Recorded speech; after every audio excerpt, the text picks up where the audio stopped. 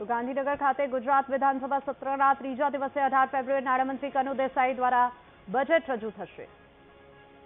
જેમ જ આ વર્ષે ગુજરાતના નાણામંત્રી માન્ય કનુભાઈ દેસાઈ 26-27ના વર્ષનું બજેટ આજે રજૂ કરશે. જે રીતે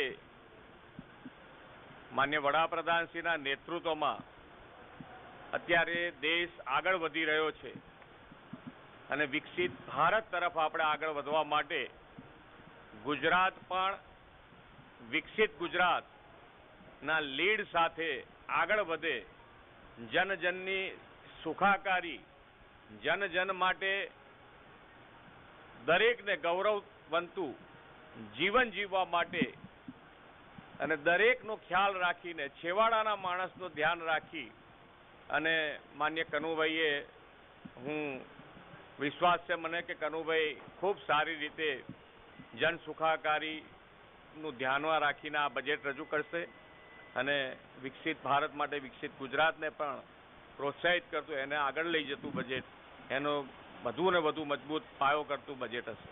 આભાર.